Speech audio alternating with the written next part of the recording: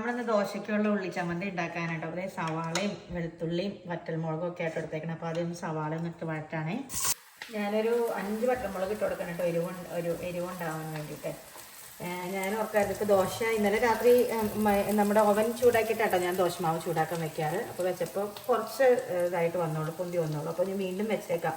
ശരിക്കും പറഞ്ഞാൽ നമ്മൾ അടുത്ത ആഴ്ച നാട്ടിൽ പോകാൻ വേണ്ടി ടിക്കറ്റ് എടുത്തേക്കായിരുന്നേ. അടുത്ത സാറ്റർഡേ നാട്ടിൽ പോകാനൊക്കെ ആയിരുന്നു ഹോളിഡേയ്സിന്.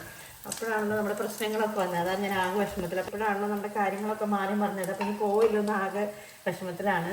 അതാണ് ആകെ സങ്കടമായിട്ടോ. നമ്മളൊരു കാര്യം ഇങ്ങനെ നാട്ടിൽ പോകാൻ 2 വർഷമായി നമ്മൾ നാട്ടിൽ പോയിട്ട് എല്ലാവരെയും കാണാമെന്ന് ഓർത്തുകൊണ്ടിരിക്കുമായിരുന്നു. നമ്മുടെ വർത്തമാനത്തിൻ്റെ ഇടയിൽ നമ്മുടെ സവാളയും വെളുത്തുള്ളിയും വറ്റൽമുളകും പുളിയും ഒക്കെ വഴറ്റിയെടുത്തിട്ടുണ്ട് കേട്ടോ. ഇതൊന്ന് അരച്ചിട്ട് വരാം. കേട്ടോ ഇച്ചിരി വെള്ളം ചേർത്തിട്ടാട്ടോ ഞാൻ അരച്ചത്. അപ്പോഴാണ് നമുക്കൊരു ലിക്വിഡ് ഇതായിട്ട് വരണം കേട്ടോ. നല്ല പുളി നല്ല എരിവൊക്കെ ഉണ്ട്. അതിനകത്തേക്ക് നമ്മൾ നേരത്തെ വറുത്ത് കോരി എണ്ണയിലേക്ക് തന്നെ കുറച്ച് ഉഴുന്നും കുറച്ച് കടുകും കൂടെ പൊട്ടിച്ച് നമ്മുടെ ഇതിനകത്തേക്ക് ഇടാം കേട്ടോ. അത് ഓപ്ഷണലാണ്.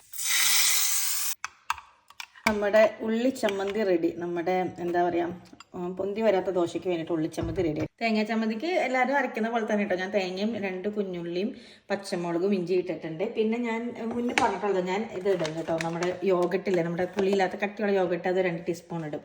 അപ്പോൾ അതിൻ്റെ ചെറിയൊരു പുളി രസം. അപ്പോൾ ചമ്മന്തി ഇച്ചിരി ക്രീമി ആവേ. അപ്പോൾ നല്ല ടേസ്റ്റാണ്.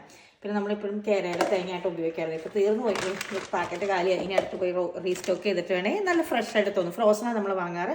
പക്ഷെ നല്ല നമുക്ക് അരച്ച് കഴിയുമ്പോൾ നല്ല ടേസ്റ്റാട്ടോ. ചമ്മന്തി നല്ല ക്രീമി ചമ്മന്തി ആയിട്ട് വരും. തേങ്ങാ ചമ്മന്തിയിലേക്കും നമുക്കൊന്ന് താളിച്ച് ഒഴിക്കാം കേട്ടോ. വേപ്പിലില്ല, വേപ്പിലൊക്കെ ഫിനിഷ് ആയിപ്പോയി.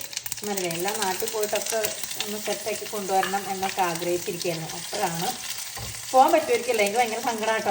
ഞാൻ കഴിഞ്ഞ ദിവസം ട്രംപിന് മെസ്സേജ് അയച്ചു, ഫേസ്ബുക്കിൽ കയറിയിട്ട് ട്രംപിൻ്റെ മെസ്സഞ്ചറിൽ കയറിയിട്ട് മെസ്സേജ് അയച്ചു, പ്ലീസ് ഹെൽപ്പ് മീ സാർ, എനിക്ക് നാട്ടിൽ പോകണം, എൻ്റെ പാരൻസിനെ കാണണം എന്നൊക്കെ പറഞ്ഞിട്ട്. അപ്പോൾ നിങ്ങൾക്ക് തിരിച്ച് ടൈപ്പിംഗ് എന്ന് പറഞ്ഞു വരണേ. അപ്പോൾ ഞാൻ ദൈവമേ കർത്താവ് ഇനി എന്നെ പിടിച്ച് ജയിലിൽ ഇടാവൂന്ന് ഓർത്ത്. അപ്പോൾ നോക്കിയപ്പോൾ എന്താ ഓട്ടോമാറ്റിക് മെസ്സേജ് ആയിരുന്നു. അങ്ങനെ പറയില്ലേ, താങ്ക്സ് ഫോർ റീച്ചിങ് ഔട്ട്, ഞങ്ങൾ നിങ്ങൾ കോൺടാക്ട് ചെയ്യാമെന്നൊക്കെ പറഞ്ഞാൽ റിപ്ലൈ ഒക്കെ വന്നു. പക്ഷേ അത് കഴിഞ്ഞിട്ട് പിന്നെ ഒന്നും വന്നിട്ടില്ല. ഇതുവരെ പ്രത്യേകിച്ച് അപ്ഡേറ്റ് ഒന്നും വന്നിട്ടില്ല. പക്ഷേ ഫ്ലൈറ്റൊക്കെ പോയി തുടങ്ങിയെന്ന് പറയുന്നത് കേട്ടോ. അപ്പോൾ സേഫായിട്ട് പോയി വരാൻ പറ്റുമെന്ന് വിചാരിക്കണം. ഇതെല്ലാം അപ്ഡേറ്റ് ചെയ്യാൻ വലിയ കുഴപ്പമില്ലാണ്ട് വന്നു കേട്ടോ ദോശ.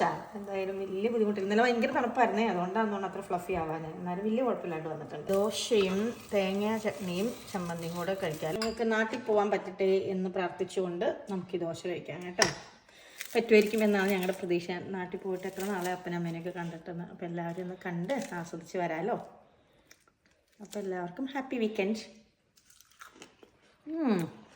സൂപ്പറായിട്ടുണ്ട് കേട്ടോ.